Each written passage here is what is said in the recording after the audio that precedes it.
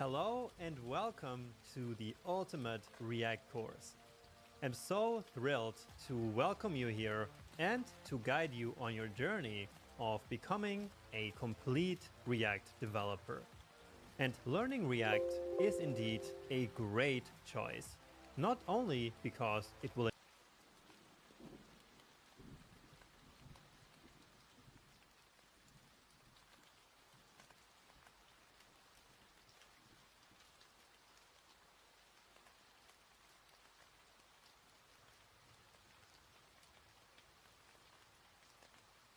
It's very common that we update a state variable based on the current value of that state.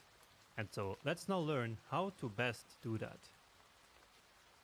And in fact, we are updating state based on the current state all the time here. So here, for example, in set step, we take the current step and then subtract 1. And here the same. So here we take the current is open state and toggle it basically. And so this is what I mean with updating state based on the current state. Now the way we are doing it right now is working just fine, right? So for up works fine. But now let's imagine that after a few months we come back to this up and then we want to change something. So let's say that we want this handle next function here to actually move forward twice. So let's say that we want to set the step state twice. So there's nothing stopping us from doing that. So we can do this once and duplicate it. So this is perfectly fine. We can call the same function twice. But what happens now? So what do you think is going to happen when I click next now? So in theory, it should take the step, which is currently 1, add 1, so 2, and then here it should do the same from 2 to 3, right? But again, watch what happens. So it only updated the state once. Now we will go into detail why exactly this happens, but for now what I need you to know is that we should not update state based on the current state like this. So the way that we have been doing it. Instead, what we should do is to pass in a callback function here. So instead of a value, we pass a function which will receive as argument the current value of the state. So let's remove this here, and let's create a function. And I will just create a simple arrow function here. And so as I was saying, this will receive as an input the current value of the state. Now there are multiple conventions on how to call this argument. So we could again call it step, but this might then be a bit confusing. We can call it the current step, for example, or just s. But again, watch what happens. So it only updated the state once. Now we will go into detail why exactly this happens. But for now, what I need you to know is that we should not update state based on the current state like this. So what do you think is going to happen when I click next now? So in theory, it should take the step, which is currently 1, add 1, so 2, and then here it should do the same from 2 to 3, right? But again, watch what happens. So it only updated the state once. Now we will go into detail why exactly this happens, but for now what I need you to know is that we should not update state based on the current state like this. So the way that we have been doing it. Instead, what we should do is to pass in a callback function here. So instead of a value, we pass a function which will receive as the argument the current value of the state. So let's remove this here, and let's create a function. And I will just create a simple arrow function here. And so as I was saying, this will receive as an input the current value of the state. Now there are multiple conventions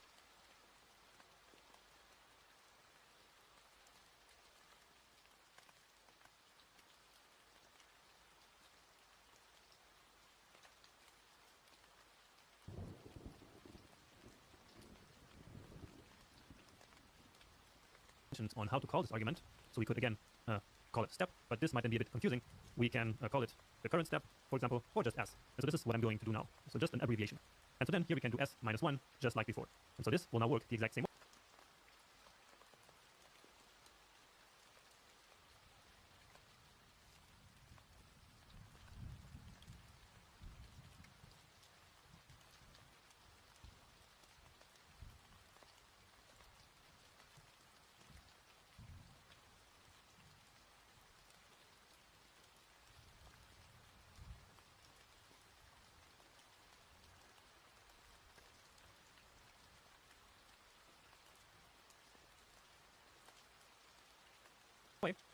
Right, so the view here was updated in the same way as before, but this is a little bit more correct, because if we do this here, so again, receiving the current step as an input, which we just called s, but it could be called anything, right? And so then here we return that current step plus 1, and the same here, plus 1. And so if we run this again, then it works. So then it is updating the state twice. So it started at 1, then therefore this callback here received the value of 1, and then 1 plus 1 was 2. And then here in the next state up, that updated value is already passed here into this callback. And so then we have 2 plus 1, which makes 3. Now here we actually do not want this, of course, so we just want to move forwards by 1. But in order to be safe for future updates, it's a good idea to always use a callback like this when we want to update state based on the current value of that state. So let's do the same here. So again, here we are also doing the same. So we are also setting the isOpen state based on the current one. So let's just call it is, and then toggle that. All right. And that works beautifully. Now, when we're not setting state based on the current state, then of course we can just pass in the value as normal. So just like we did here, for example. So that also happens sometimes. And so in that case, we need no callback. Then we just pass in the new state value as we do here, and as we also had here previously. So again, in many situations, that would work just fine. So before we only had the s minus 1 here and nothing else, and so that worked as well. But in order to be safe for future updates or for working with coworkers, it's best to update the state in a more safe way like this. And so from now on, I will do this each time that we update the state based on the current value of the state. As we finish this first dive into state, I want to share a few more important thoughts or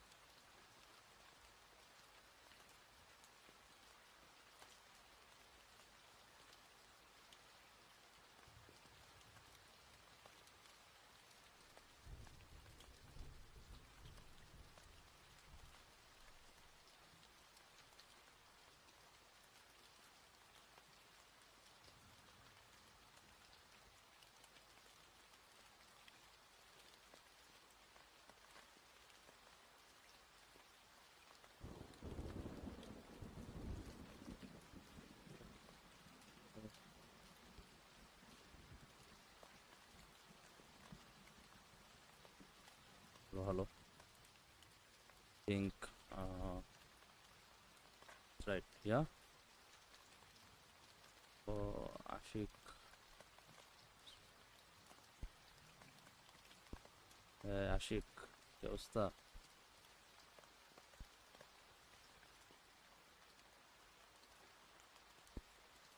Okay. So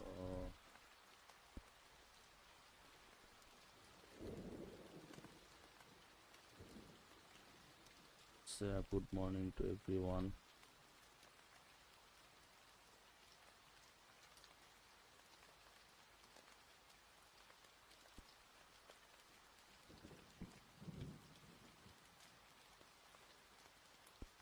Okay, so let's start our study. Just keep the mic off, turn off, okay? Because I think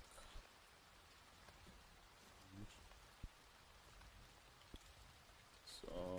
Let's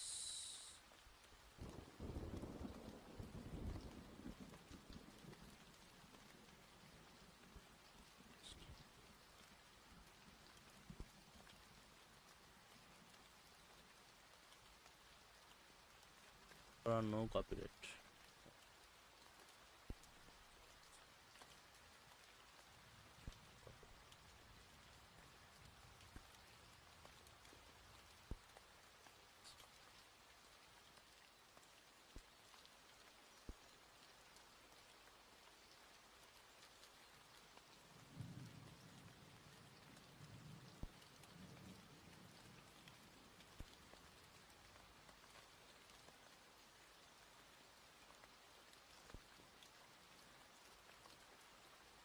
Start. Let's start our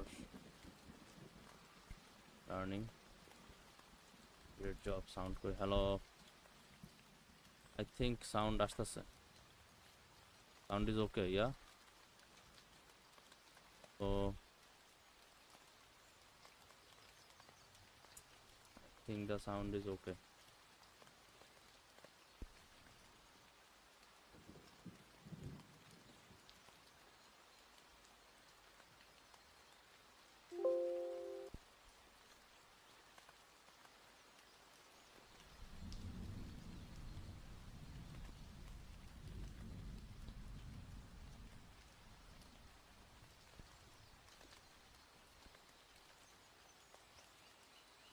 So sound, I think the sound is okay. Just comment down if the volume is okay or not. The sound is okay. Just comment down if the volume is okay or not. The sound is okay. Comment down if the volume is okay or not. The sound is okay. Yes, I think the sound is okay.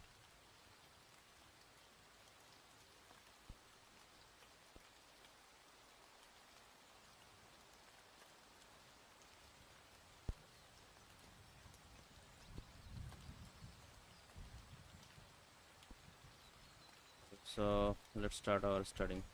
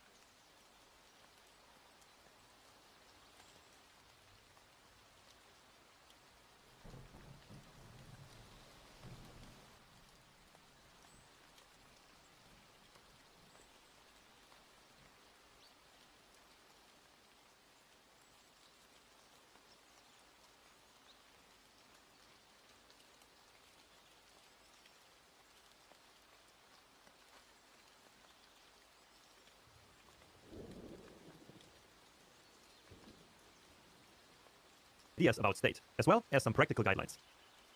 So, first of all, there's one important technical detail that you should be aware of, and this might seem obvious, but it's still worth mentioning. So, what I'm talking about is the fact that each component really has and manages its own state. So, even if we render the same component multiple times on one page, each of these component instances will operate independently from all the other ones. So, in this example, the three counter components all start with a piece of state called score, which is set initially to 0. Then, if one of the buttons is clicked, that increases the score by 1 for each click, but only in that component. The state in all the other components stays the same.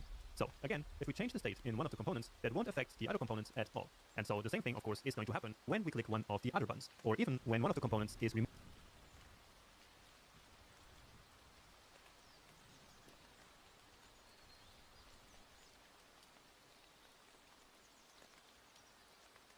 from the UI entirely.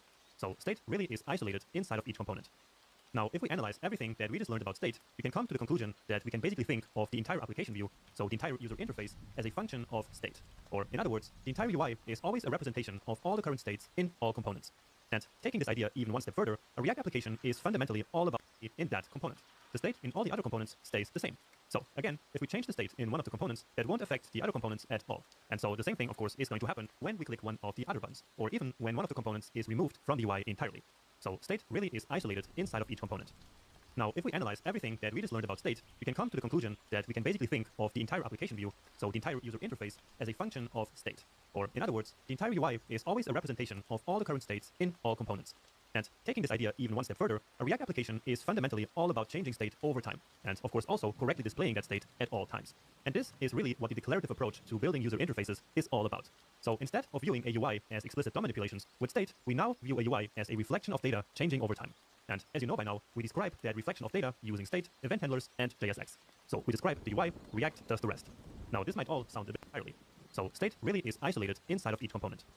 Now, if we analyze everything that we just learned about state, we can come to the conclusion that we can basically think of the entire application view, so the entire user interface, as a function of state. Or, in other words, the entire UI is always a representation of all the current states in all components. And taking this idea even one step further, a React application is fundamentally all about changing state over time, and of course also correctly displaying that state at all times. And this is really what the declarative approach to building user interfaces is all about. So instead of viewing a UI as explicit DOM manipulations, with state, we now view a UI as a reflection of data changing over time. And as you know by now, we describe that reflection of data using state, event handlers, and JSX. So we describe the UI, React does the rest. Now, this might all sound a bit philosophical at this point in your journey, but trust me, as you become more and more experienced in building React apps and working with state, you will truly and deeply understand everything I just said here. Okay, and now to finish, let me give you a few guidelines on how to use state in practice. So practical guidelines is always what students like the most, and here this also kind of serves as a summary of state in general. And these guidelines are for you to keep as a reference. So there is a lot of text here that I will just quickly go over now. So first of all, you should create a new state variable for any data that the component should keep track of over time. And the easy way of figuring this out is to think of variables that need to change at some point in the future. So if you're used to building apps in vanilla JavaScript, those would be variables defined with let or with var, or also an array or object that you mutate over the application's lifecycle. So in React, you use state for those. Another way of figuring out when you need state is this. Whenever you want something in a component to be dynamic, create a piece of state related to that thing, and then update the state when the thing should change. Or, in other words, when you need it to be dynamic. Now, since this thing is a bit abstract, let's think of a modal window that can be either open or closed. So for a modal window, we can create a state variable called isOpen that will keep track of whether the modal is currently open or not. Then, when isOpen is true, we display the window on the screen, and if it's false, we hide it. Simple, right? So whenever you want to change the way a component looks like, or the data that it displays, just update its state, which you usually do inside an event handler function. Now, when you're actually building your components, it's going to be useful to always imagine the component's view, so the component rendered on the screen, as a reflection of state changing and evolving over time. Finally, there is one common mistake that many beginners make, which is to use state for every single variable that you need in a component. But that's really not necessary. So do not use state for variables that should not trigger a re-render, okay? Because it will just cause unnecessary re-renders, which can cause performance issues. So it's very common to need some variables that are not state. And so for those, you can just use regular variables defined with const. But we will come back to this in the next section. Alright, so this is my first set of guidelines about state, which should be more than enough for now. So if you truly internalize these, then building React applications in the future should be a lot easier for you. And I say this because I really believe that mastering state is the most difficult part of learning React. But once you overcome this hurdle and truly internalize when you need state and how it all works, it will unlock React development for you. And so that's why I spent so much time here showing you how state works. So to finish up this part, I want to once again do a quick comparison of the React code that we just wrote with an equivalent vanilla JavaScript implementation of the same app. And this vanilla JavaScript implementation, I actually gave you at the beginning of this section. So we placed it right in the public folder. So let's now open that up and open it here on the side. Okay. So again, the vanilla JavaScript implementation is inside an HTML file, where here we have first the HTML and then separated the JavaScript. So this HTML might look familiar, as it is quite similar, of course, to this JSX. The only thing we don't have here is the button to open and close the component, so I didn't include that part. But anyway, here then starts our script, so we have the same messages, and then here we have to manually select all of these DOM elements based on the classes that we gave them. Then next is the button to open inside an HTML file. Let's now open that up and open it here on the side. Okay, so again, the vanilla JavaScript implementation is inside an HTML file, where here we have first the HTML and then separated the JavaScript. So this HTML might look familiar, as it is quite similar, of course, to this JSX. The only thing we don't have here is the button to open and close the component, so I didn't include that part. But anyway, here then starts our script, so we have the same messages, and then here we have to manually select all of these DOM elements based on the classes that we gave them. Then next we have this let variable here with a step, which we will then update down here in these event handler functions. So here we took the elements that we selected manually and used add event listener on them. We have a similar logic inside of these event handlers to basically update the step variable. So when we go back, the step goes -1, and when we go forward, the step goes +1. So this is a bit similar to what we have here, so these event handlers. But the big difference is that here all we have to do is to just update the state, and so then React will keep the UI in sync. Where here we first update the state variable, and then we have to call this function which does the DOM manipulation.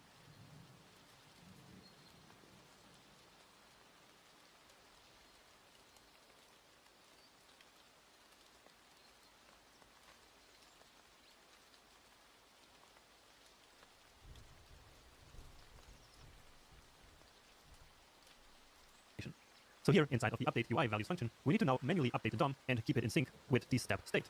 Because of course, as soon as we click these buttons here, if all we did was to update this value, then nothing would happen in the UI. So after doing that, we need to then call this function here, or of course we could also just have all of this code here, but since we need the same code here, I just place it into this function. So then here, we manually update the text content of the message, while here in the JSX, it is simply declared right in the markup. So here we have imperative code that tells JavaScript step by step what it needs to do. So update the text content, then set the class list, set this class list, and set this class list. So set the class to active in case that the step is currently active. While here, that's all just declared in the JSX. We don't tell React to do anything. We just write that here the step should be equal to the current step, and that here the active class should be inside the class name if the step is greater or equal 1. But we don't need the imperative DOM manipulation that we have here. So we talked about this now many times, and so I think that this is enough said at this point, but of course it would be a good idea for you to keep comparing now these two implementations. Just one small thing that I want to do here, which is going back to the previous lecture where I told you that each component has and manages its own state. So what I want to do now is to prove that to you in code. So let's actually take all of this code and place it into a new component, which we will call step. Or actually let's call this component here step, then we don't have to do so much copy pasting. And let's remove this and actually call it steps. Alright, and now here we do our app again. Export default function app. And then this app will basically include 2 steps. So let's say here we have a div, and then we want to have the steps 2 times. Now just a few more changes we need to do. So now, since we have 2 components on the same page, let's actually return a div here so that the button and then these steps are all in the same place. And then just one quick change in the CSS, please. So down here in the close, let's just remove this line of code. All right, let's close that, put it here on the side, and then as you reload, you will see that now we have 2 steps on the page. So we successfully reused our steps component. So this is now no longer the app, again, it is steps. We can nicely see that here in the React DevTools. So now we have a bit of a bigger component tree. So we have app, and then it has 2 child components. So but what I wanted to show you is that as we change the state in this one, for example, the state here will stay the same. And so even though both of them are steps component, the state in each of them is completely isolated. So of course, I can also close this one, and this one stays open. And we can obviously also see that down here in the DevTools with a bit more space even. Yeah, so the first steps here, the state is 3, and it is visible, so that's this true here, while the second one, the state is 1, and it is not visible. Okay, so that was just a small and quick demonstration. And so now that we have used state a couple of times here, it's time for you to practice state on your own in the upcoming coding challenge. Welcome to the next coding challenge, which, as you can imagine, is all about state. So what I want you to build in this challenge is this very simple thing. In the second part of this section, let's now build our first project that has some real interactivity. And so, let's get straight to it.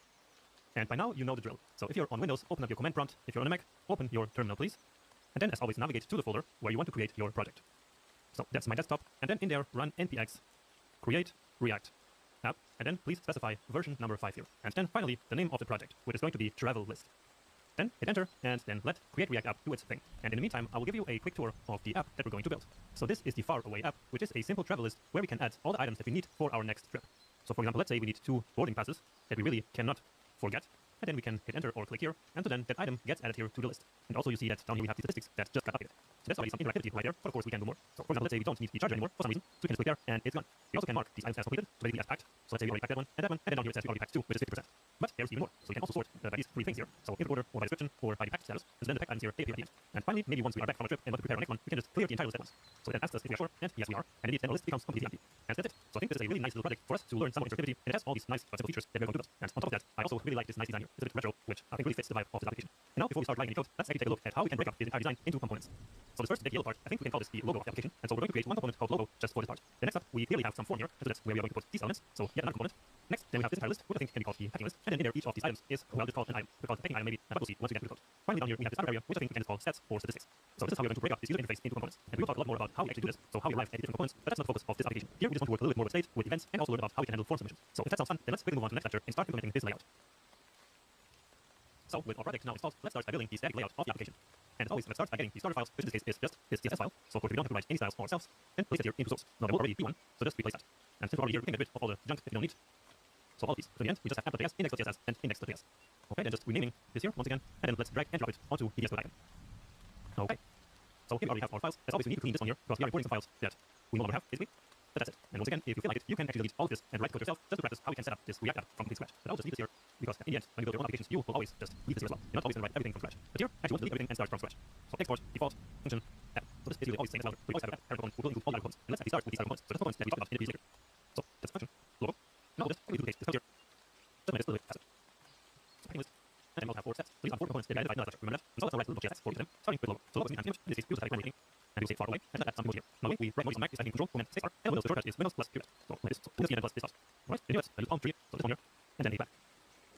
Just like this. And if you can't get these emojis work, you can always just copy them from the final files of the project, or you can host it in your own as well. Please don't just make the design a little bit nicer. Okay, it's not for the logo. So you just press every single starter JS here for each component as you are scaffolding with this layout. So let's just implement it with the class of add form. And again, of course, explore CSS file and see all the CSS that I wrote for these class names that we are going to import here.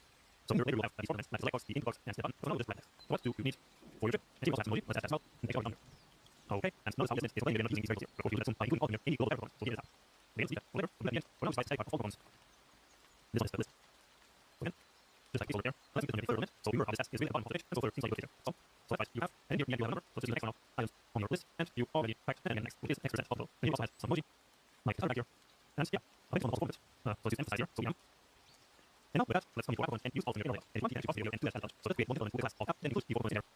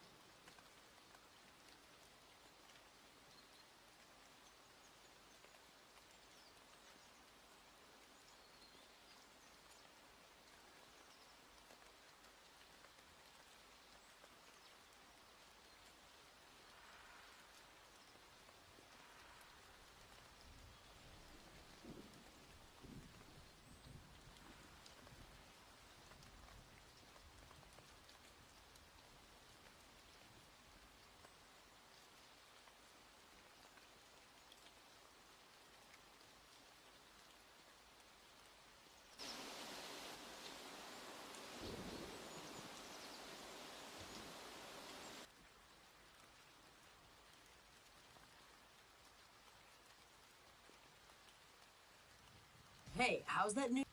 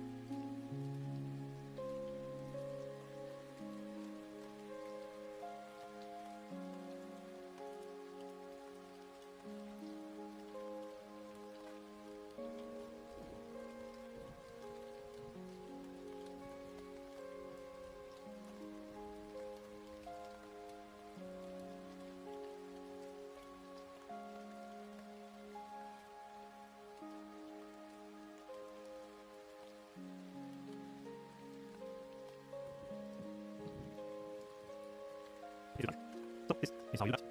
So we class of app. And then one by one together, you do here. So first logo, then form. So actually exactly the way that find and that way in mobile apps, and also in the course, we start taking each components here into one individual file. So we will have one file of app.js, this one called logo.js, this one, and so on and so forth. But here, since we are storing a easier to build also in the same file, otherwise we have to all the times release files, and then it makes everything a lot more convenient, especially when we get topics such as child communication. But yeah, more about that very soon. So finish the steps, and that's it. So no component is yellow anymore, that means that it is anything, and that which is we are done. So let's open our with terminal like this, and we already integrate. So npm start. And let's wait for it. Beautiful. Well, here, see if we missed some class. Let's do this small again. Alright, and so this folder here needs a class of steps. Yeah, wonderful. This is supposed to look like and looks exactly like one. That's of course for the detailed structure, which we will take care of starting next chapter. So next up we will start rendering some data here. So we will not use dynamic data, we can include it, but we will render some data from the array given the UI. Remember I said earlier how rendering list is one of the most common tasks in the app development. Well, this application is no exception, so this will render the list of picking items. And first of all, let's go to our CSS file, because again where I paste this is already finished items. So let's grab that. We also next objects, and we'll read this here at the top. So we see that we have once again an array with a few objects, and in this case each object describes one item in the app. So each ID, description, quantity, and impact property, which tells us whether this one has impact or not. So basically this we then say the item a little bit differently. So here, we don't have any, so we have an so you see right now it's not impact, but it is impact, then you see this slash through. Okay, so let's now take these items here and render them as a list in our view file. So as you said, we're going to do that in the packing list. So first of all, let's again use semantic HTML and convert this into a view file. So we unboard this. Alright, and immediately here we enter the because remember how we render lists in React, well, we still use the methods that we call on the way. So initial times, they run of course, and when we make dynamic, use an array here, but again, for now, we just want to render something, just make it work. Okay, and inside the method, each of the elements will be, let's say, an item. Alright, and if we can render this and item component, let's see the divider, and we will then create the item component. So item, and then we pass at the top the entire item.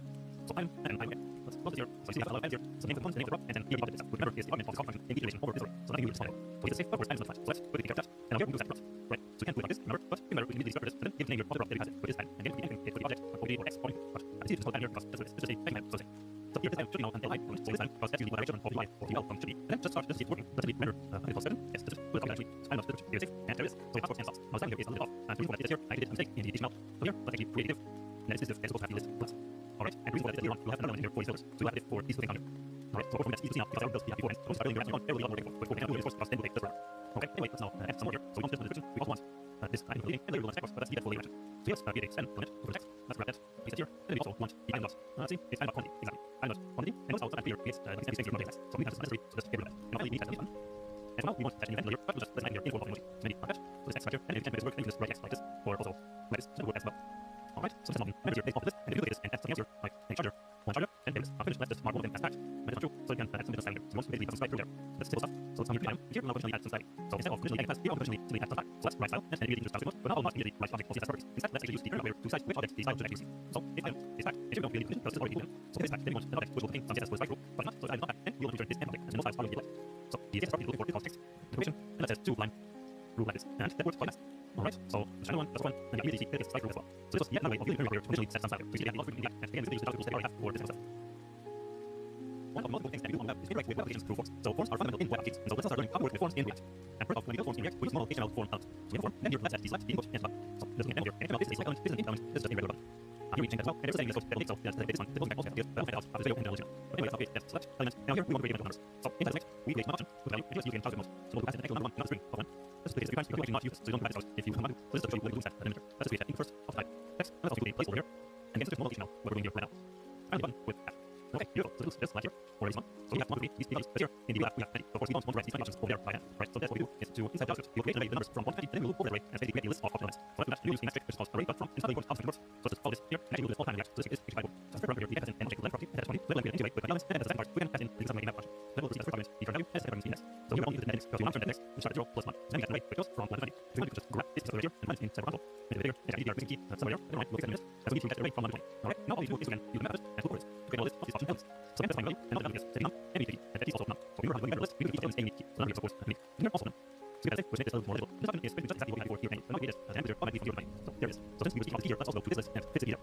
So right here where we have that map, we also add in the key. So that key needs to be unique. And what is unique here is this ID property. Not yet. Until it's free. Now these IDs are also the ones we are going to use. So usually when we get an array of objects, each object should have an ID. Let's enter for using here entity. Then we will learn here exactly what this key is, why it's so cool. Without this, we have to all the way. Alright, after we load it, it's done. Let's go back to our form. And the form is actually already complete at this point. And let's talk about events. So basically what won't happen is when we click on the button here, we must form quick submit. So we can then react to this form submission with an event handler. So that's what it says. First let's create the event handler. We will do that just like before, right in the component function. So here we create another function. And this one is typically called handle submit. Alright, and now all you need to do is listen for that submit event. So how do you think we do that? Well, we go right here to this form, and then we add on submit. And then all you need to do is to pass in the handle submit function that we just created. And again, really important to understand is that we don't call the function here. So we don't do this. Instead, React will call the function for us as soon as the onSubmit event happens. Now, when exactly is that submit event going to happen? Well, simply as soon as we click here on this button. But for now, of course, nothing's happening because we don't have any logic in our handler function yet. Now, another way which a form can be submitted is by hitting the enter key while we are here in the submit. So when I'm here and I hit enter, then you see the form got submitted, actually. So maybe you saw there with a brief flash of reloading, and that's just normal behavior of forms in HTML. So that has nothing to do with React. Now let's just do this one more time so I can show you. So writing tests and then submitting, watch what happens. So as I told you before, there was like a brief flash, and then the page actually reloaded until the text that we got here is gone. Now remember that whole conversation of a single page application, where I mentioned that in a single page application like we want to build with React, we usually can submit a form without the page reloading. So in other words, what we want is for the page not to reload. And so we need to disable this default behavior of HTML. So the way we do that is to accept the event here. And then here we can use event.prevent default. And again, this is normal JavaScript right here. So if you're used to working with forms in vanilla JavaScript, then you probably have seen this before. So let's see what happens now. When we submit, yeah, then nothing happens. So that's actually exactly what we want now. We want no reload. So we want to stay here on the same page. So building a single page application. Now what's with this E here actually? How does it get here? Well, as soon as the submit event happens, React will call this handle submit function. And when it does so, it will pass into the function the event object. So an object with all the information about the current event. So again, that's very similar to what happens already in vanilla JavaScript. So here we can also basically write this. So this would be exactly the same, but it's more obvious what happens. So here this function gets the event, and then we call handle submit with that event. But that's kind of redundant, so let's remove that. So let's just quickly recap what we did here, which was actually not a lot, but it's still important to understand what happens here. So first of all, we just created our form element, and then the important part is that we are listening now for the submit event that happens on the form. And that event happens on the form as soon as we click this button, or as soon as we hit enter while we are in this input element. And again, that is just some normal behavior of HTML. Now we could also not listen to the submit event, and instead listen for on click right here. So we could do like this, and then for example create a function handle click. So instead of handle submit. So that would also work, but it would only work on the click of the button. So that would then not work when we hit enter while here. But we do actually want that, and so let's instead listen for the submit event. And by doing so, we are leveraging the power of HTML forms.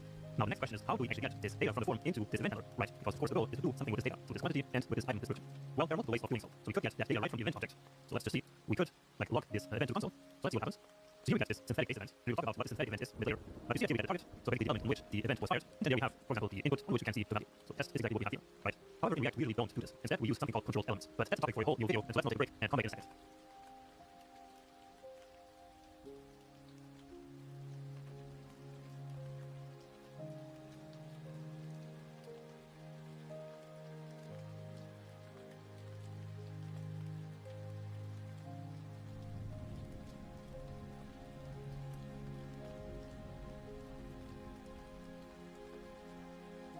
So here we have the 1, 2, 3, so these 3 values. But here in the real app we have 20. So of course we don't want to write these 20 options over there by hand, right? So instead what we do is to, inside of JavaScript, we will create an array with the numbers from 1 to 20, and then we will loop over that array and basically create a list of option elements. So let's do that, and we will use a nice trick which is called array.from, and it's not really important how this function works. So let's just follow this here, and actually we will do this all the time in React. So this trick is actually quite important. So as the first parameter here,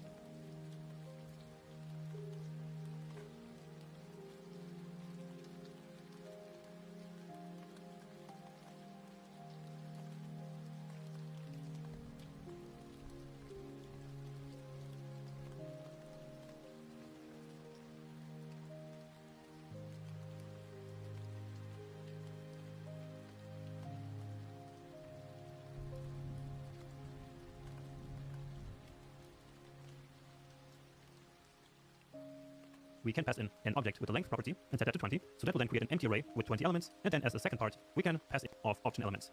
So let's do that. And we will use because we will actually not use this. So you don't need to write this code if you don't want to. So this is just to show you what we will do instead in a minute here. Let's just create that input first of the type text. And let's also include a placeholder here. And again, this is just normal HTML, what we're doing here right now. Finally, a button with add. Okay, beautiful. So that looks just like here, or very similar. So here we have the 1, 2, 3, so these 3 values. But here in the real app, we have 20. So of course, we don't want to write these 20 options over there by hand, right? So instead, what we do is to, inside of JavaScript, we will create an array with the numbers from 1 to 20, and then we will loop over that array and basically create a list of option elements. So let's do that, and we will use a nice trick, which is called array.from, and it's not really important how this function works. So let's just follow this here, and actually we will do this all the time in React. So this trick is... So let's now learn about yet another fundamental React concept, which is controlled elements. So let's take a look at what they are and how we use controlled elements when working with forms in React. So to start, what we need to understand is that by default, these input fields, like this input and also the select, they maintain their own state inside the DOM, so basically inside the HTML element itself. Now this makes it hard to read their values, and it also leaves the state right here in the DOM, which for many reasons is not ideal. So in React, we usually like to keep all the state in just one central place, so inside the React application and not inside the DOM. And so in order to do that, we use a technique called controlled elements. And so with this technique, it is React who controls and owns the state of these input fields and no longer the DOM. So since we want to now keep this data inside the application, what that means is that we need some state, right? Because that form data, of course, changes over time, and we also want to maintain our application in sync with it. So in order to implement the controlled elements technique, we follow 3 steps. First, we create a piece of state. So let's start with that. And we will start here with this actual input element. So this text field right there. So that field is for the item description, and so we call it description. And then, as always, the standard function is set description. So then we use the use state hook. So the use state function. And then just like before, when VS Code shows us this auto completion here, make sure to click here or to hit enter, because that will then automatically include, so it will import this use state hook into this file. So it will automatically include this line of code. And if for some reason that didn't work in your VS Code, then make sure to just write this out by hand. Now the default value for the description can just be an empty string like this. And so now we finished the first step of this technique. So we have our piece of state, and now we use that state as a value of the input field.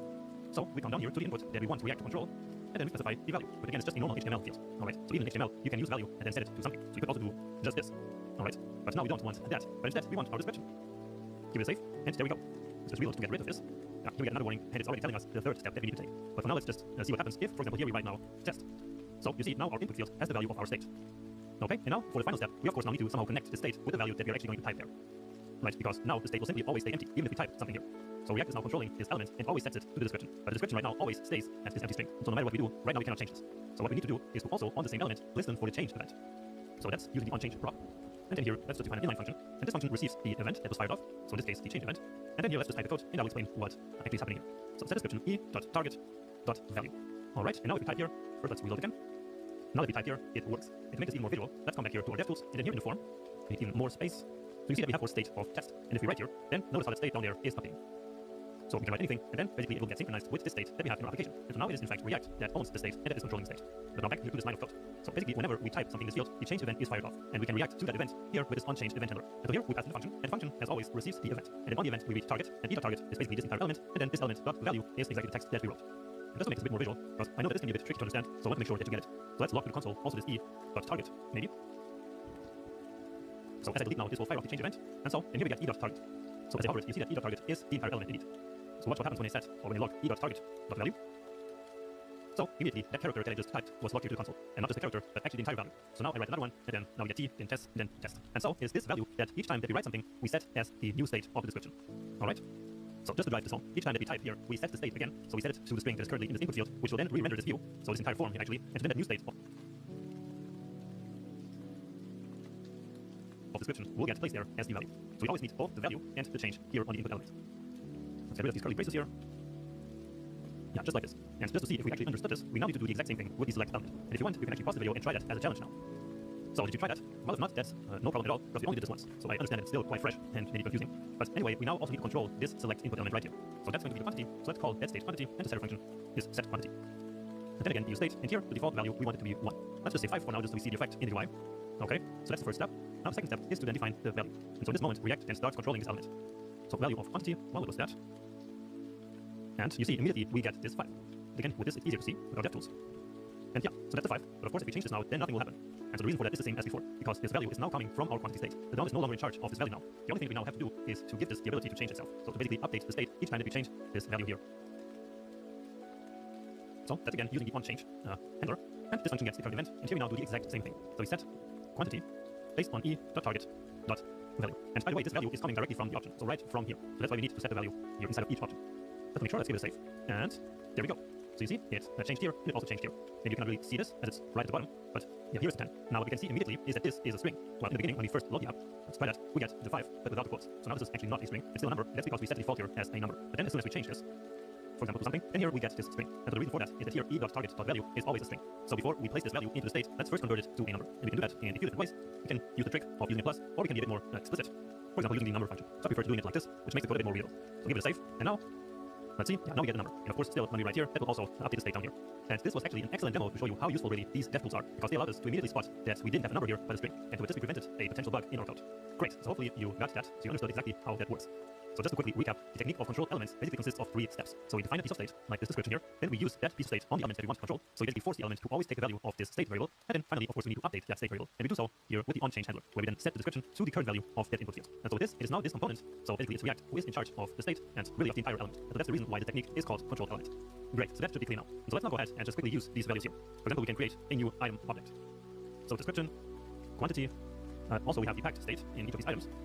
And by default, of course, the items should not be packed, so let's set it to false here, and then we also need an ID. Now we could use some library here to generate that ID, but let's do it quick and dirty here just with date.now. So that should just work here in this case. And then, for now, we'll just log it to the console. Alright, let's go to our console, reload all of this, and actually let's also set it to 1, which is the default, that makes most sense. So let's say that we need 10 shirts. So hit enter, and beautiful. So we got our data here from the state, and it contains the description, it contains the quantity right here, and then these other data that we just defined. So some random ID, and also this packed state set to false. So with this, we learned how we get now this data out of the form. Now just to finish, let's tweak our handle submit function a little bit. For example, when this happens, so when we submit the form without any item, then still this works. But the description is simply set to an empty string, which is our default here. However, we don't want this to happen. So when there's no description here, then we shouldn't even be able to submit the form. So that's simple enough. We can just add like a guard clause here. So we can say if there is no description, then return immediately. So basically then nothing's going to happen. And again, this is just some normal JavaScript. Nothing to do with React. So you see, nothing happens now. But if so, then we get our object. And now finally, usually when we submit a form, then afterwards, once that submission is done, the form should go back to its initial state. So let's also do that. And for that, we can simply use our setter functions, right? And so that's the beauty of React being in charge of the form. Because now all we have to do is to update the state, and then this enables React to automatically keep the state in sync with these form elements. So basically, that's the whole idea of the control elements. It's to allow React to keep our component state in sync with the state of these dumb form elements. But anyway, let's now do what I just said. So setting the description back to its initial state, and set the quantity also back to its initial state. So let's try that one more time. And beautiful. So that worked really, really nicely. So this form is now a lot more real world. It's back to the initial state, and now here we get the data. But now what do we do with this data? So at some point we'll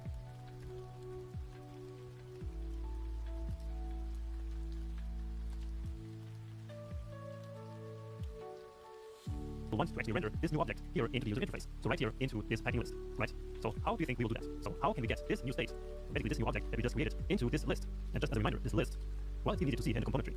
So we have the form, and here is the list. So we want to get the data from this form into this packing list right here. So do you think that we could do that with props? Well, not really, right? Because these are sibling components. The form is not a parent component of the packing list, and therefore we cannot pass props from form into the packing list, right? So because data can only flow down the tree, but not up or sideways. So that was one of the important things that we learned about props. Remember that? So therefore, if we cannot use props in a simple way, we need to find another solution. And so this is where we really need to start thinking more about state and state management. But since this is so important as a React developer, I created an entire separate section about thinking in React, and that section is up next. So what we're going to do now is to take a break in this application and finish this section with a brief summary and a challenge to consolidate our knowledge about how to use state in React. And then after that, we will come back here to this application, and then we will really make it work. So then we will be able to pass data basically from the form into the list. So that's going to be a lot of fun. So make sure to finish the section, and then right afterwards, let's keep going with this application. A very common beginner question, or sometimes even an interview question, is this: what's the difference between state and props? Well, we actually already learned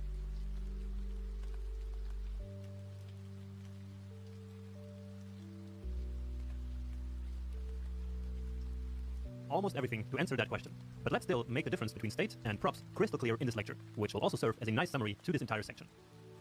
So, as we already know, state is internal data, so data that is owned by the component in which it is declared. And we can see that nicely in this small example with 2 components. Now, on the other hand, props is external data, so data that is owned by the parent component. And you can think of props as function parameters, so as a declared. And we can see that state is internal data, so data that is owned by the component in which it is declared. And we can see that nicely in this small example with 2 components. Now, on the other hand, props is external data, so data that is owned by the parent.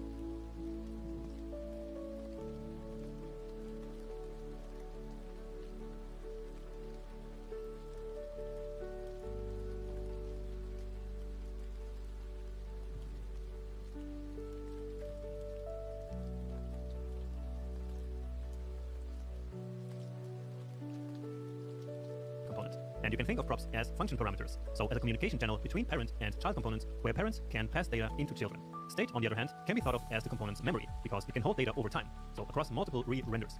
Now, state can be updated by the component itself, and as we already know, this will then cause the component to be re-rendered by React. Therefore, we use this mechanism of state to make components interactive. On the other side, props work very differently. They are read-only, so they cannot be modified by the component that is receiving them. However, and this is something that we haven't learned before, when the child component receives new updated props, that will actually also cause the component to re-render. And let's actually analyze that here in this code example. So one of the props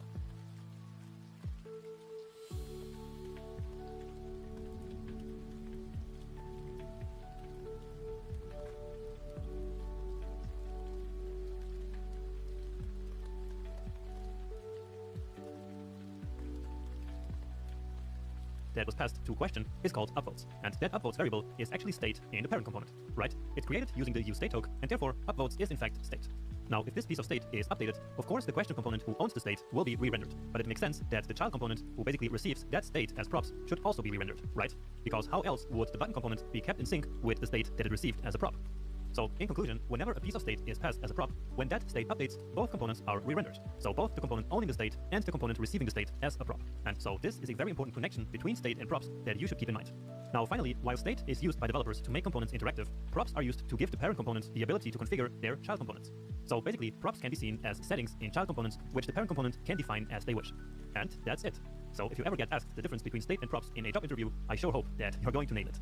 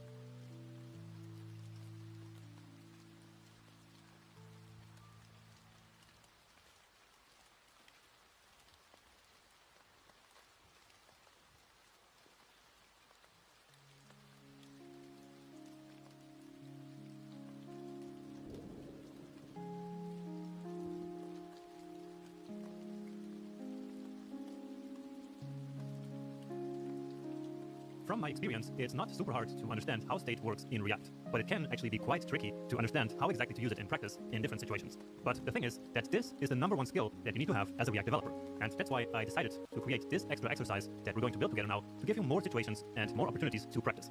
So, let's go. And here is the exercise that we're going to build. And it's actually a small project even. So this is a flashcard project, where a flashcard is basically a question on one side, and then you click it, you get the answer on the other side. So I mentioned it can like rotate each of these cards here, which is what many people use to study. So if I click here now again, then it will basically turn the card around again. If I click here, then it opens this one, and while it's open and I click on another one, then you see that one closes and this one opens. Alright, so this is going to be a small fun exercise, which maybe looks very complex to you right now, but actually all we need is one piece of state to control all of this. Now I added a starter file to the link of this lecture, so that's this code sandbox here. And so here we already have an array with all the questions. And once again, it's an array of objects. Alright, so what we're going to build is this flashcard right here. So all you have to do is to fork now this code sandbox, or you can just also copy paste this. Welcome back. In the following section, we'll start looking at a core skill that every React developer needs to develop right from the beginning. And that core skill is to think in React. Now, thinking in React encompasses many different aspects, but in this section, we'll focus on state management. So you will learn when and where to create state variables, when and how to derive state, and also how to communicate between child and parent components by lifting state up. And all these new skills will be needed as we keep building our faraway application. So get ready for some more foundational React knowledge, and so let's dive right in. Let's start the section by discovering what thinking in React is actually all about. So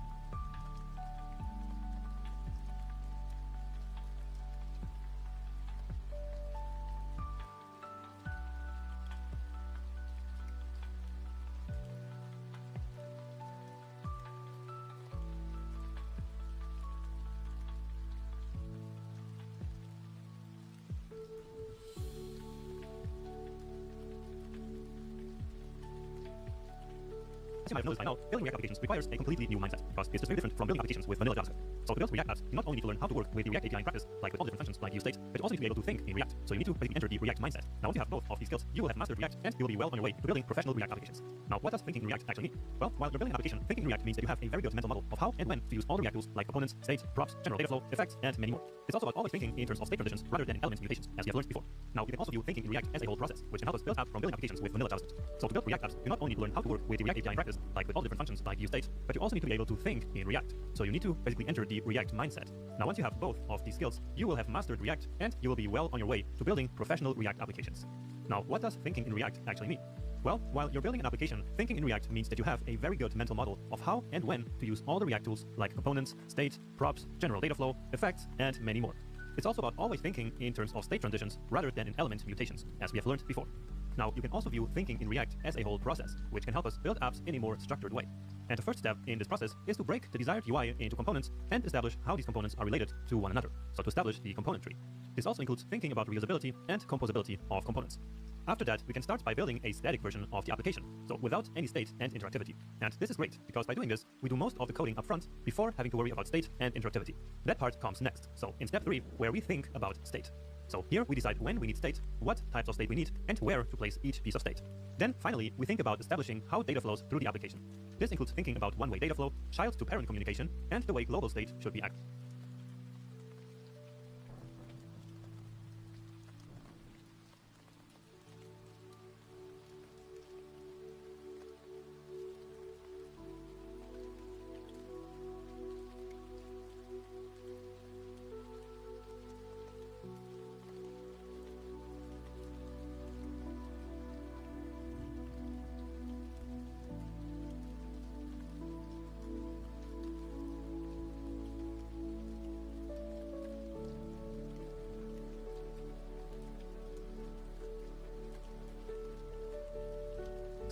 So these points 3 and 4 is what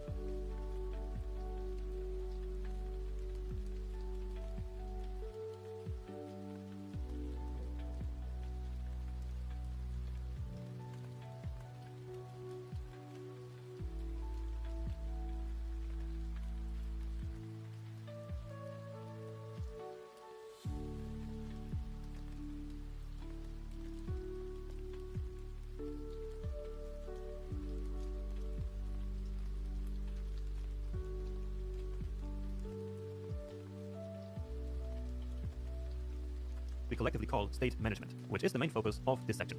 Now, of course, this is not a rigid process that we always need to follow to the letter. In practice, there's always a lot of back and forth between these different steps, and things are never this linear, but it's still good to have a process like this as an overall guideline. Okay, now once you really know how to think in React, you'll be able to answer questions like how to break up my UI design into components, how to make some of my components truly reusable, or how to assemble a user interface from reusable components.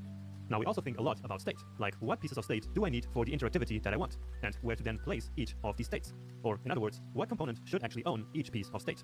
Or what types of state can or should I use? And in more general terms, how to make my data flow through the application.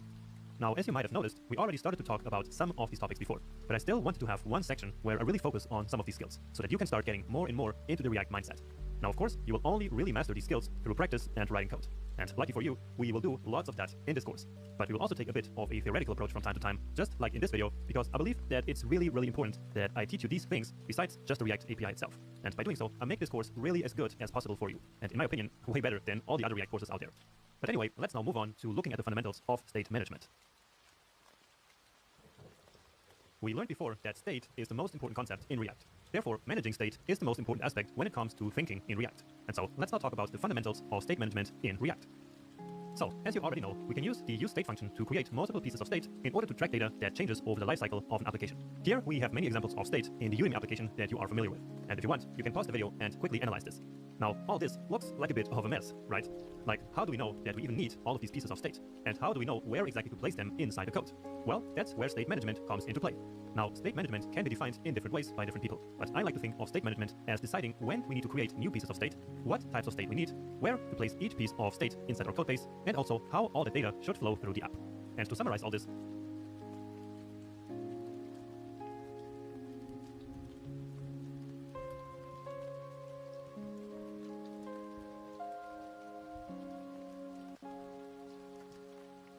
I like to use the analogy that state management is basically giving each piece of state a home within our code base.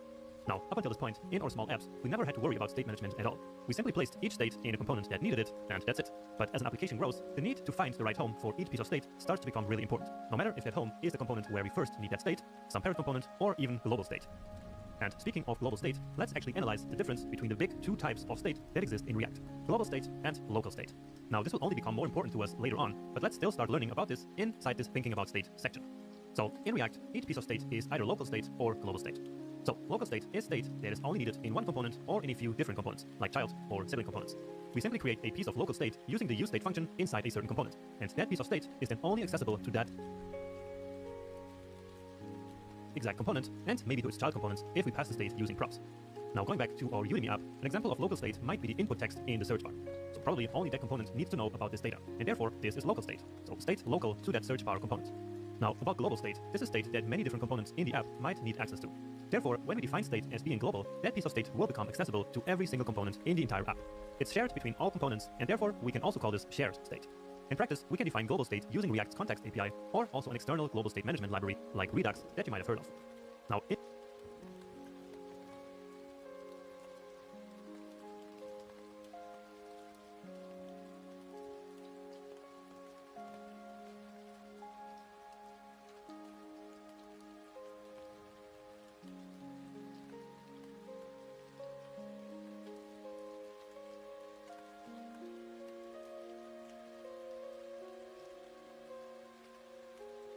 this Udemy app, one piece of global state is the shopping cart.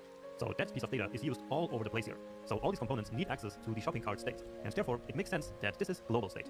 Now, this distinction between local and global state will matter more in large applications. So in the app we're building right now, we won't have any truly global state, and we're actually going to keep using just local state doing parts 1 and 2 of this course. And in fact, one important guideline in state management is to always start with local state, and only move to global state if you really truly need it. And we will learn all about this in part 3 and 4 of the course. But for now, let's take a look at how to decide when we actually need state and where we should place it. So this slide will basically be a flowchart that will help you take those decisions. So again, about when to create state and where to place it. So it all starts with you realizing that you need to store some data. Now, when this happens, the first question to ask is, will this data change at some point in time? And if the answer is no, then all you need is a regular variable, so probably a const variable. However, if the data does need to change in the future, the next question is, it is possible to compute or to calculate this new data from an existing piece of state or props? If that's the case, then you should derive the state. So basically calculate it based on already existing state or prop. And this is a pretty important concept, so there is a separate lecture on derived state later in the section. However, most of the time you cannot derive state, and so in that case, you need to ask yourself whether updating the state should re-render the component. Now, we have already learned before that updating state always re-renders a component, but there's actually something called a ref, which persists data over time like regular state, but does not re-render a component. So it's basically a special type of state that we will look at later. Now, most of the time, you actually do want state to re-render the component, and so what you do is to create a new piece of state using the useState function, and you then place that new piece of state into the component that you are currently building. And so that's the always start with local state guideline that we talked about in the previous slide. And with this, we have completed the decision process of when to create state. So again, most of the time, you will just create a new piece of state using the useState hook. But there are also all these other cases, and so it's important that you are aware of when to create each of them. But anyway, let's now focus on where to place each new piece of state. So if the state variable that we just created is only used by the current component, then simply leave it in that component, and you're done. So that's the end of the process right there. However, the state variable might also be necessary for a child component, and in that case, simply pass the state down into the child component by using props. So easy enough, right? Now, if the state variable is also necessary for one or a few sibling components, or even for a parent component of your current component, it's time to move that state to the first common parent component. And in React, this is what we call lifting state up. And this is another one of those super important topics, which we will actually start using in practice in the next video. Now, finally, the state variable might be needed in even more than just a few siblings. So it might be necessary all over the place in the component tree. And what does that sound like to you? Well, that's right. That sounds just like global state. But since we won't need global state for some time, we will complete this diagram once we reach the global state management lectures. Alright, so I hope that this diagram will be useful once you start building your own small apps, or even throughout the rest of the course. Now, I know that this might look super confusing and like a lot of work for now, but it will become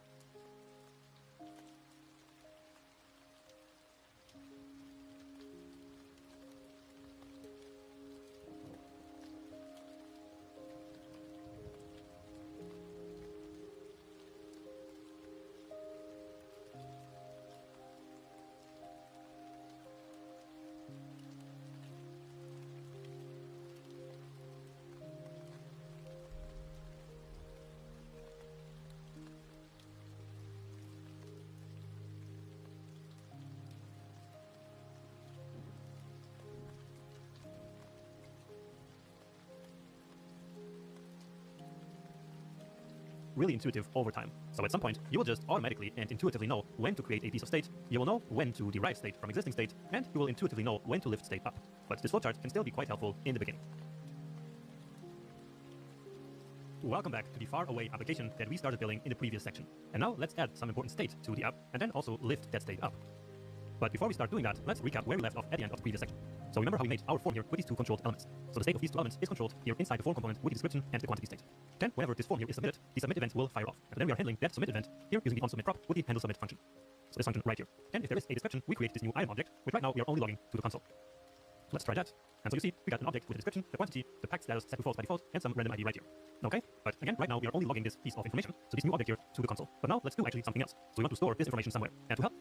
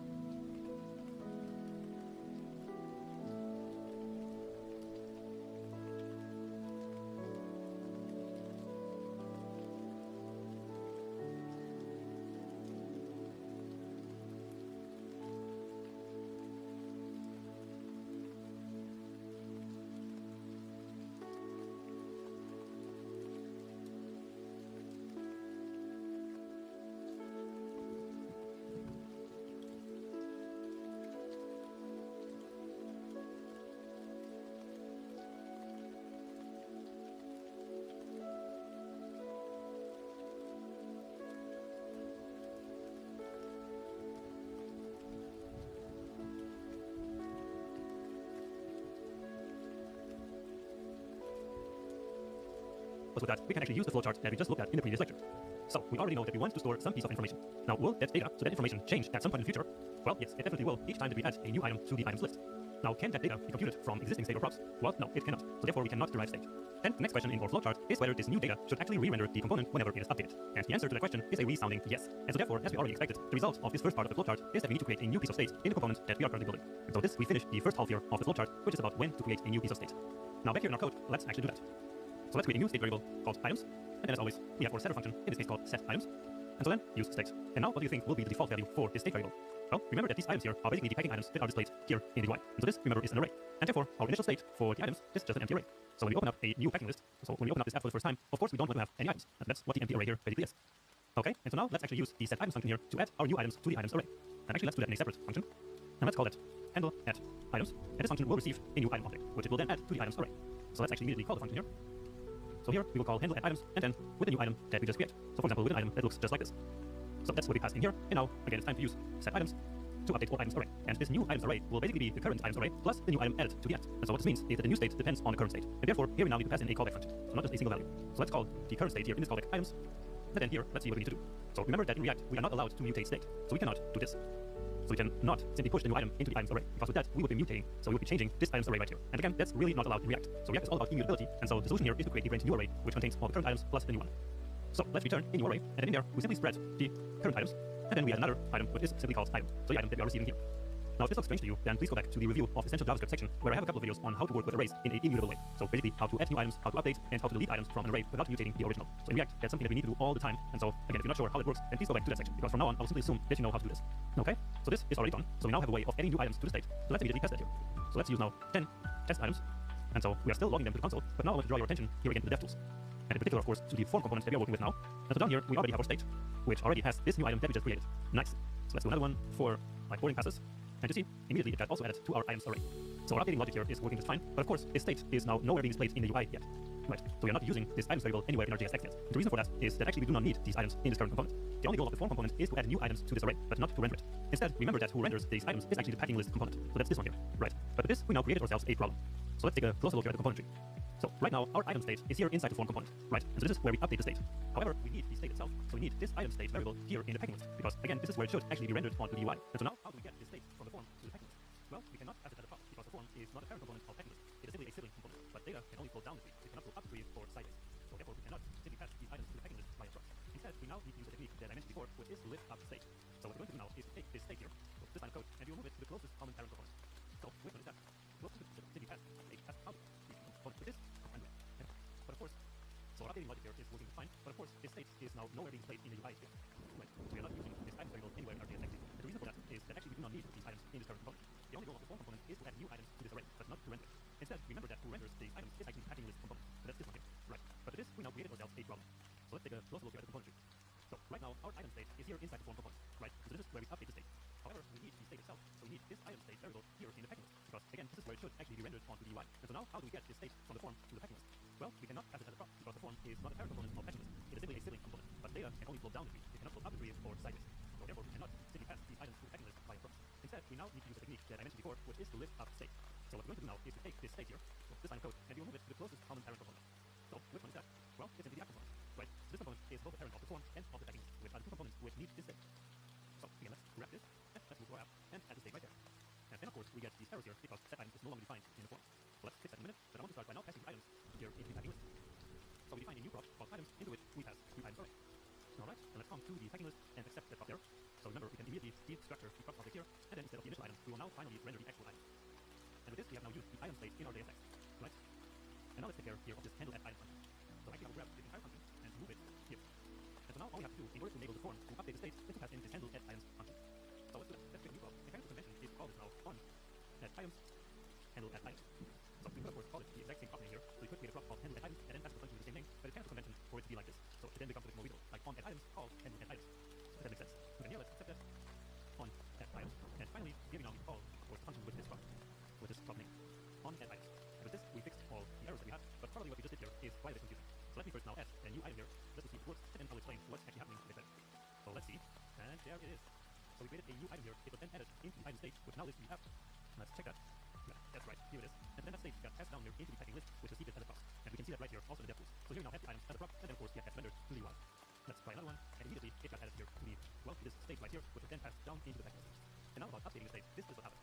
So we now have our handle as item function right here in the app, which is exactly where the user state also lives. So where we have the home of the item state. And so all the logic about updating the state is here in the same component. However, it is the form that is actually responsible for creating new items, and therefore we need to give this component, this form component here, access to a function that can update the state. So that function is handle as items. So as I mentioned before, we can actually pass anything as a prop, and that includes functions. So here we pass in handle as items as a prop, and we call that prop on as items. Which of course again could also be called handle as items, which some people prefer, but many times you will see this convention. So then we come here, we start with props, and then we call that function whenever form is submitted. And that's it. So this is how we lift up state. So basically what that means is that whenever multiple sibling components need access to the same state, we move that piece of state up to the first common parent component, which again in our case here was the app component. Alright, and we will actually review this one more time in the next lecture. But for now, let's move back to our flowchart and quickly complete it. So basically we'll just review what we just did, and then see how we would have arrived at that solution here with the flowchart. So the new state that we created was only used in the initial component, so only used in the form. No, it was not. So then we move here, and we ask ourselves, is the state also needed by a child component? And again, the answer is no, because instead it was needed by a sibling component. And so therefore, that is how we lift the state up to the first common parent. Alright, so make sure to take another look at the code that we just wrote, and then in the next video, we will take an even closer look at the concept of lifting up state. So we just created an important piece of state and lifted it up to a parent component that is common to both components that need to use or to update that state, right? However,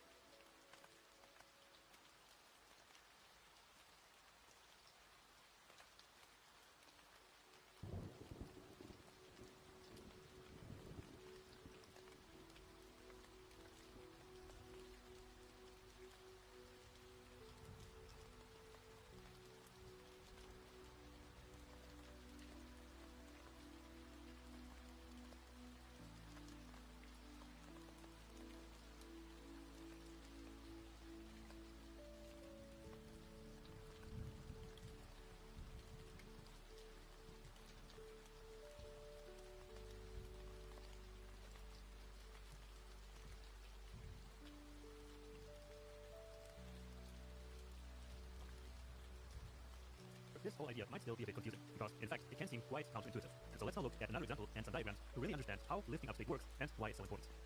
And as an example, let's use the checkout part of the Udemy interface that we have seen in a previous lecture. And let's say that we started by building this promotions component where the user can input coupon codes that will then be added to a list of applied coupons. So that sounds like we need a piece of state called coupons right here, right? So that coupon state is now local to the promotion component along with a set coupons function coming from useState. Now next, we set out to build the total component. But here, we quickly realize that the total component also needs access to the coupon state. Otherwise, without knowing which coupons have been applied, how would the total component know what discounts to apply and what price to display? And so here we encounter a problem.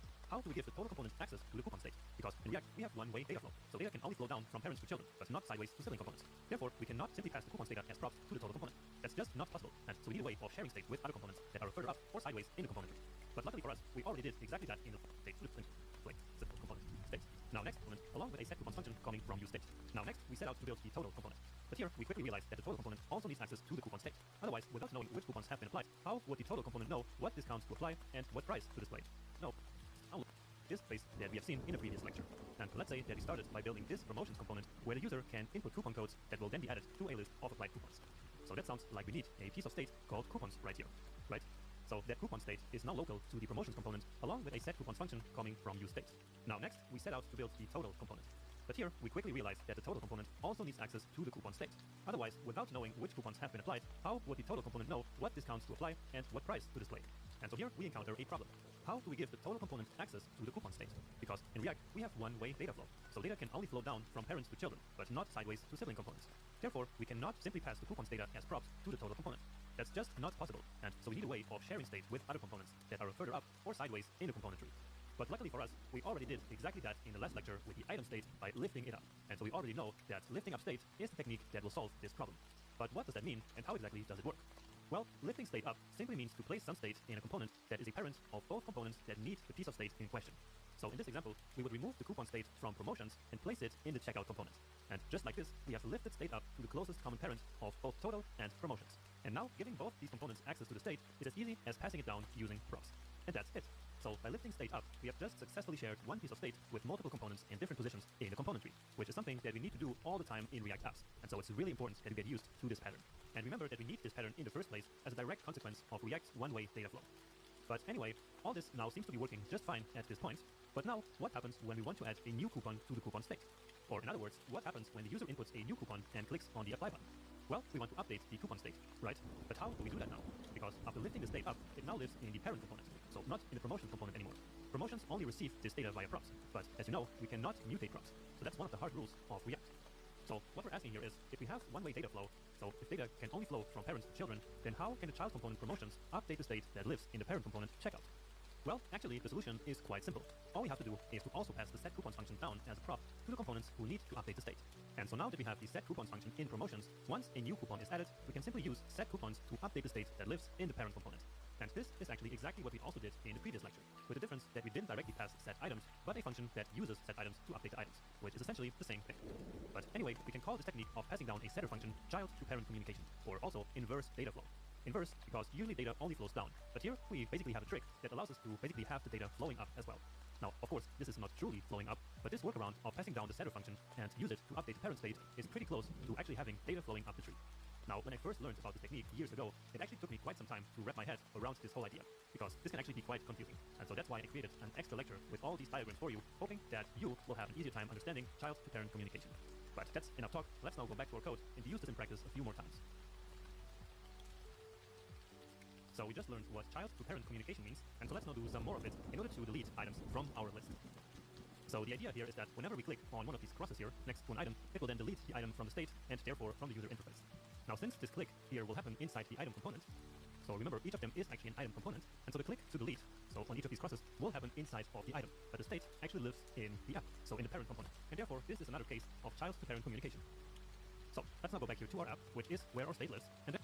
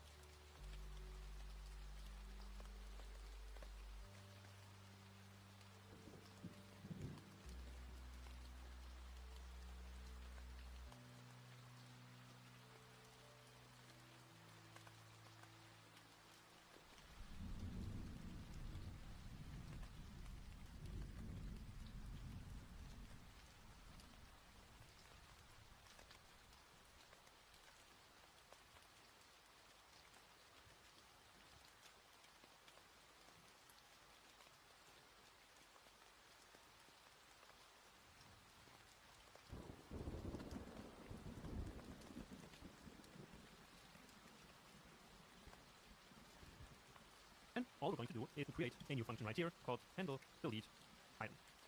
Now, in order to delete an item, we need to know which item it actually is that should be deleted. So, in order to do that, so to tell this function which item it is, we will pass in the ID whenever we later call this function. So remember that each of these items here has an ID, and so we can then use that ID to remove the corresponding object from the items array. Now, about the delete operation itself, we will of course delete the item from the user interface by updating state. So we call set items, and now here in set items, we need the new array after the item has been deleted. Now, once again, this new items array will be based on the current one. So we need a callback function which receives the current item as its input. And so now let's say items.filter, which will loop over the array, and in each iteration it will get access to the items object. And so now basically all we want to do is to filter out the item that has the ID that we got here, right? So item.id is different from the ID that we passed in.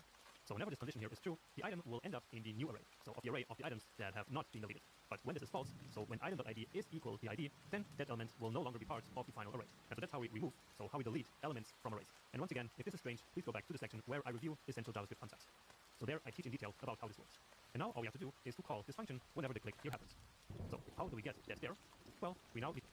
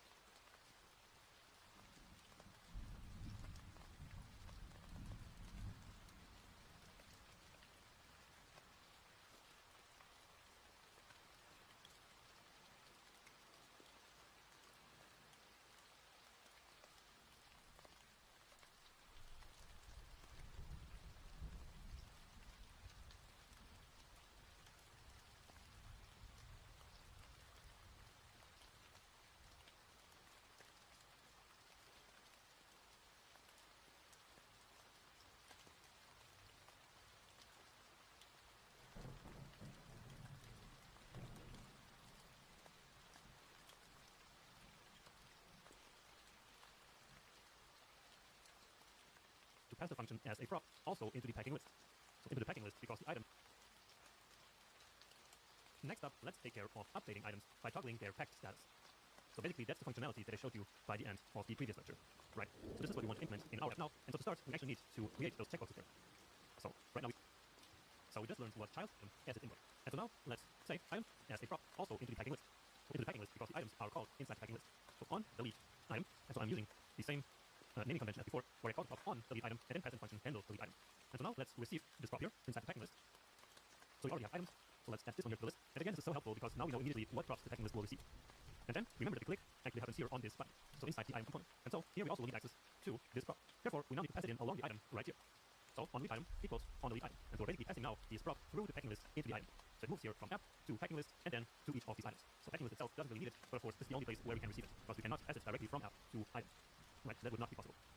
Okay, and now here we use the onClick prop and then we specify our handler function. Now if we do just this on delete item, then it's not going to work. So let's see why. Let's test this here. And so you see that nothing happens. So you can see that here also in app when we try to log the ID. So now you'll see that, well, nothing happens. Because what we get in here instead of an ID is this event. So what's going on here?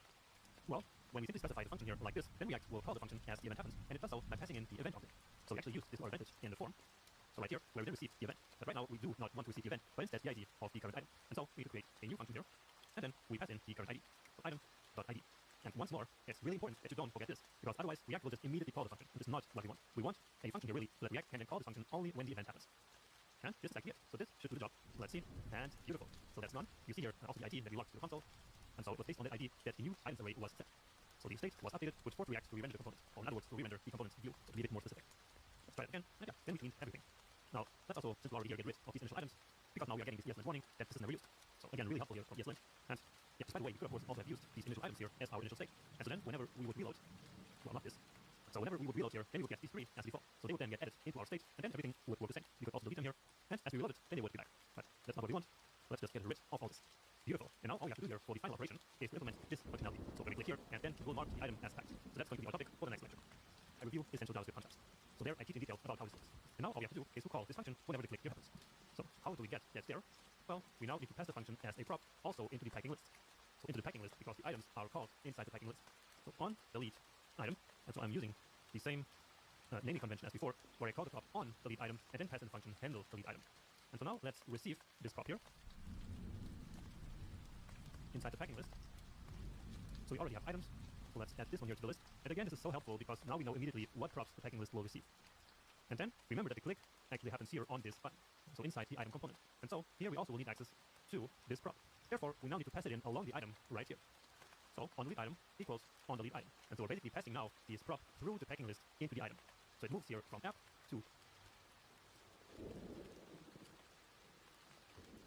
packing list and then to each of these items. So packing list itself doesn't really need it, but of course this is the only place where we can receive it, because we cannot pass it directly from app to item. Right, so that would not be possible. Okay, and now here we use the onClick prop and then we specify our handler function. Now if we do just this on delete item, then it's not going to work. So let's see why. So let's test this here. And so you see that nothing happens. So we can see that here also in app when we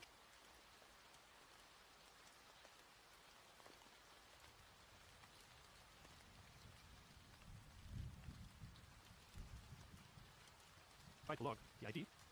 So now you will see that, well, nothing happens. Because what we get in here instead of an ID is this event.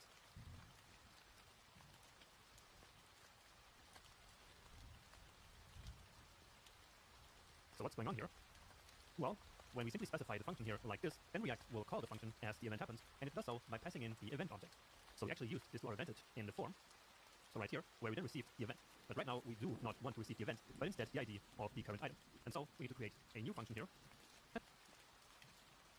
Then we pass in the current ID. So item.id.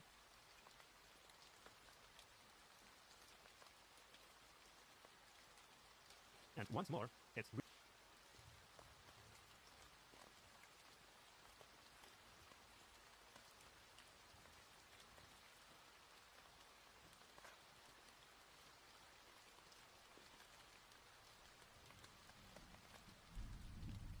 really important that you don't forget this, because otherwise React will just immediately call the function, which is not what we want. We want a function here really, so that React can then call this function only when the event happens.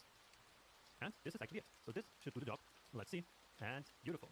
So that's gone. You see here also the ID that we logged to the console. And so it was based on that ID that the new items array was set. So the state was updated, which forced React to re-render the component, or in other words, to re-render the component's view, so to be a bit more specific. Let's try that again, and yeah, then we cleaned everything. Now, let's also, since we're already here, get rid of these initial items, because now we are getting this ESLint warning that this is never used. So again, really helpful here from ESLint. And yeah, just by the way, we could of course also have used these initial items here as our initial state. And so then, whenever we would reload, next up, let's take care of updating items by toggling their packed status. So basically, that's the functionality that I showed you by the end of the previous lecture. Right, so this is what we want to implement in our app now. And so to start, we actually need to create those checkboxes there. So right now we don't even have that checkbox. And so let's go here to our item. And before the span, let's now add an input of the type, and here we want a string, so of the type checkbox. So that's something. So we can actually already toggle this one here on and off now, but of course it's not going to do anything. So basically we want to also transform this element right here into a controlled element. And remember, a controlled element means that the element has the value defined by some state, and it also has an event handler which listens for the change and updates the state accordingly. So let's do those two things. And first the value will be given by the item.checked status. So this check here is always a true or false value. And so that is exactly the type of value that we need to pass into the value of a checkbox. And actually here it should be packed and not checked, which maybe you had already noticed. But anyway, now let's keep going here. And now next up we need to add onChange handler. So we need to listen for the change event, which basically happens each time that we click here on the checkbox. Now here for now, let's actually specify just an empty function. So a function that doesn't do anything. Here we're missing this. Alright, and so the reason for that is that of course this function here that we are eventually going to specify here is going to change the packed value of the item state. Right? And so that function will once again be placed where the state actually lives. So inside of app. And then we will pass it down using a prop, just like we did with on the item. So this is something similar. So instead of deleting an item, we will simply now update one item. And so again, that update happens each time that we click here on the checkbox. So let's now write that function here. So function, and again, starting with the handle keyword, and then toggle item. And that's because here we will only toggle the packed property. So not allow anyone to update the entire object, but only really to change the value of that packed property.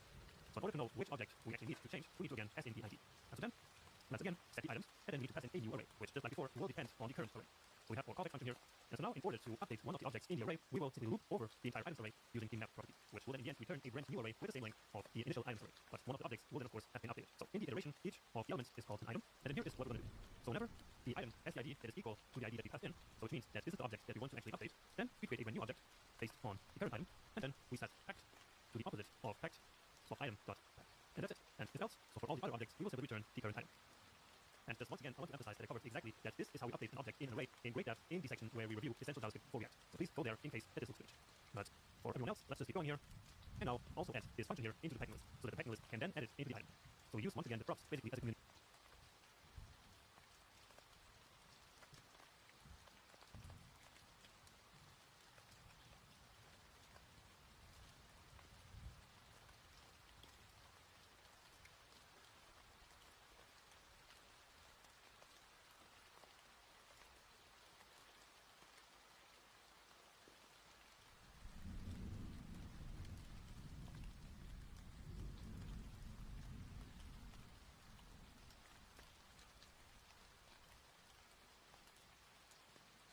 Patient panel here.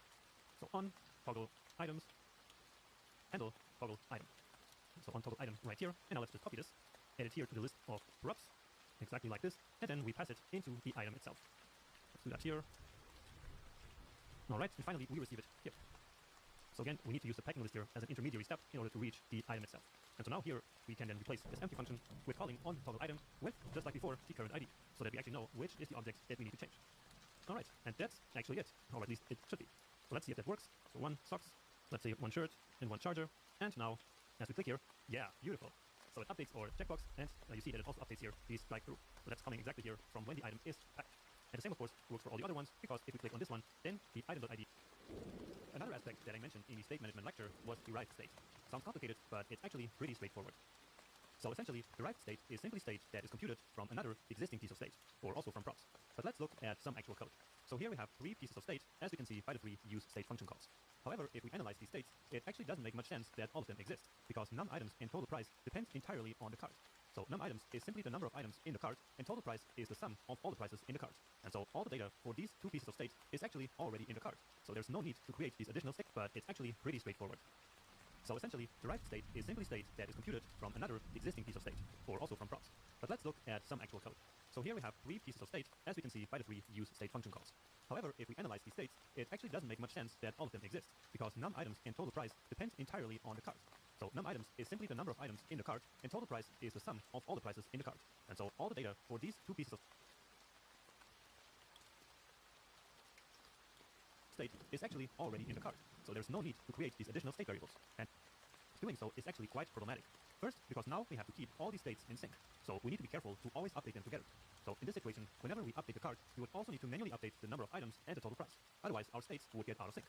But updating these 3 states separately creates a second problem, because that will then re-render the component 3 times, which is absolutely unnecessary in this example.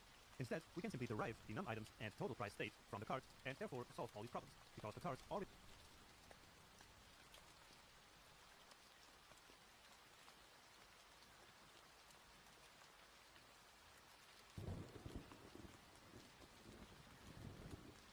contains all the data that we need.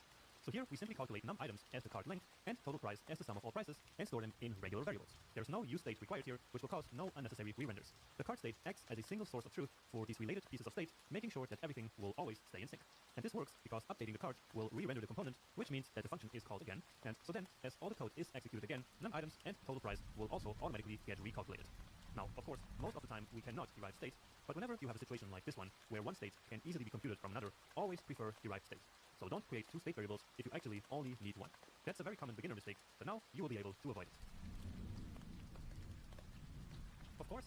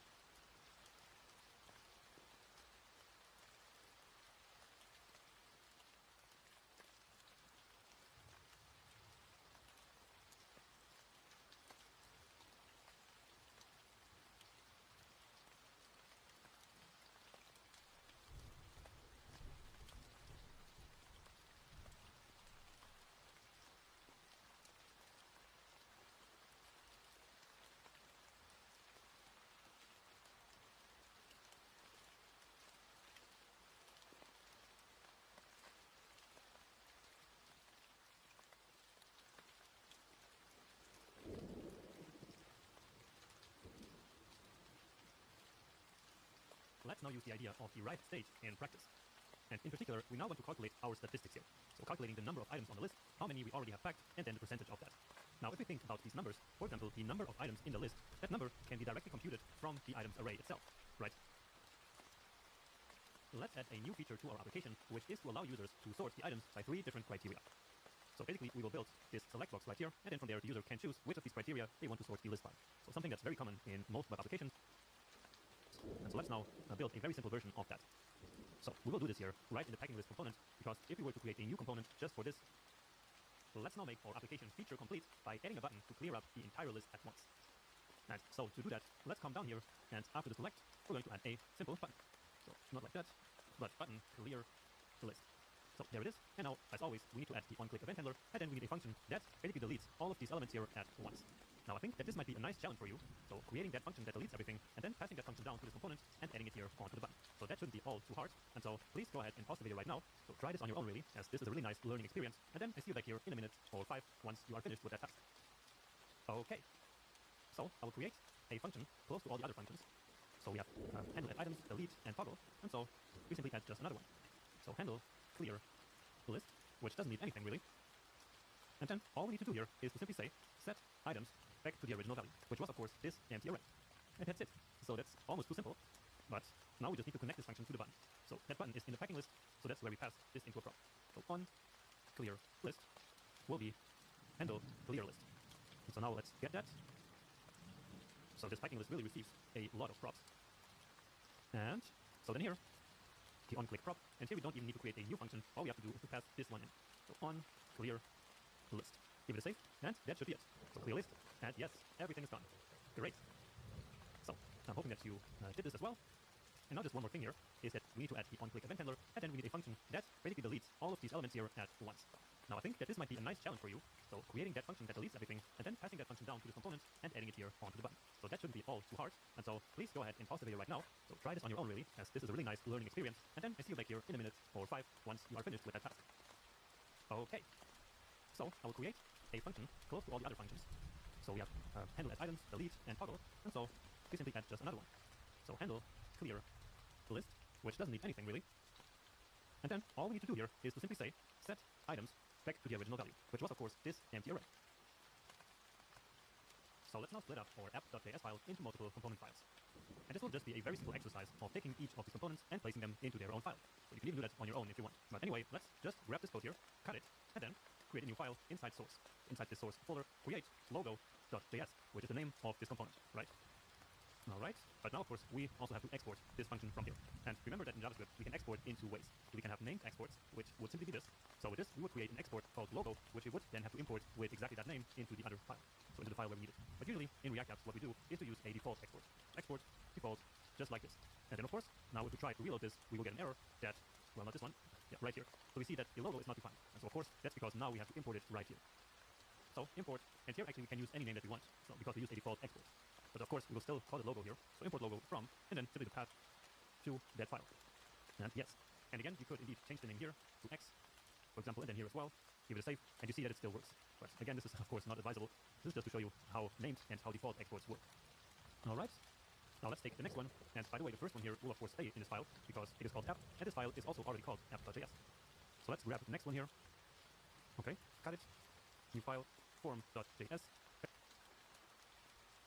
It's now time for another exercise, so that together we can practice state management and thinking in React in general a little bit more. So together we will build this very simple accordion component where we can open and close.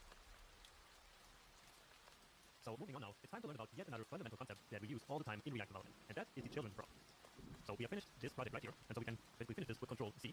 So now if we reload, you immediately see that the connection has been lost, or you could also simply have closed this VS Code window right here. Okay, and now what I want to do in this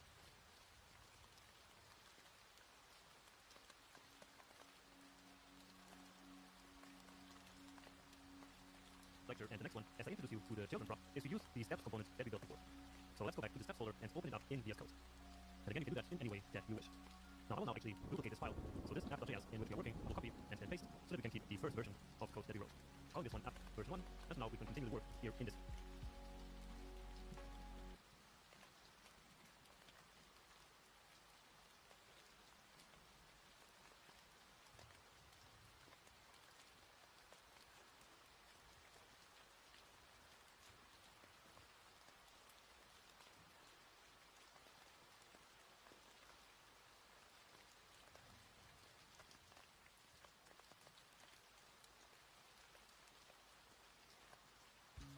nothing.